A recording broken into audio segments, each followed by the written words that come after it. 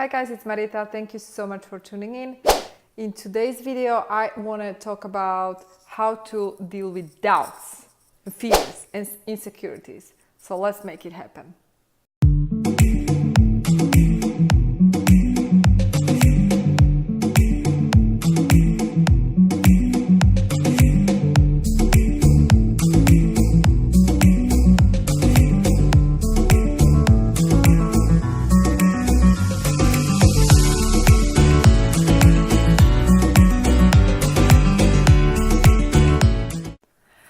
Okay, so quick video where I want to share with you my thoughts on doubts, fears, and insecurities. So how do you deal with doubts and fears and insecurities? By deciding that they are not going to occupy your mind. That's how you're going to deal with it. Because when you think about it, there's never a time when you feel fear and at the same time you feel courage. You either feel fear or you either fearful or you are brave, in other words. There is never time when you feel hatred and love at the same time. You cannot feel simultaneously both love and hatred. There's no way. So it's really you who's going to decide, what am I going to feel? So every time you feel doubt or fear or insecurity, become aware of it. Okay, become aware, okay, this is what I'm feeling right now. And then decide that you're not going to feel it.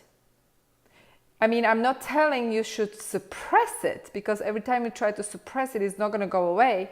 By becoming aware of it, okay, it's present in me. And then consciously, you're going to choose a different thoughts. And so even if you feel the fear, you're still going to do it because you will not allow that fear to influence you. And it's sometimes difficult. Because especially when we are stepping outside of the comfort zone, especially if we are starting something new, it's very difficult. You will always feel the fear. Essentially, the fear is the mind, the ego trying to stop you because it's associating the new thing with danger, right? But there is no danger. The danger is it's just in your mind, and I believe it's not even conscious, it's subconscious. So it doesn't really exist. That's why it's not real. And so you have to become conscious of this fear, and you consciously need to change that thought. So you don't necessarily have to change the emotion. The fear can still be there, but you need to change the thought, right? Because first we have the thought, then we have the emotion, and then we do the action or reaction to that emotion. And so you need to actually not to react to that emotion of the fear. And so you're not going to be reacting to that emotion if you become aware of it, it's present in me, and then you're going to choose a different thought, and you have to support yourself at that point. You have to tell yourself, I can do this.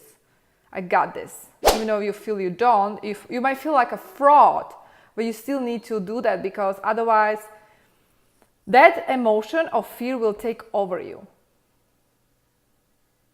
And if you are not careful, fear can totally take over and you can start having anxieties and panic attacks and so on. Actually, that's something I experienced in the past, which is accumulated fear over time. So just be aware of it. If every time you have fear, insecurity, or doubt, be aware of it, consciously be aware of it, and decide to change it. Because you have the control of your thoughts. I was going to say of your heart. You also have control of your heart, but you have the control of your thoughts, of your mind. You are in full control of what you think. You are in full control of the way you feel, actually.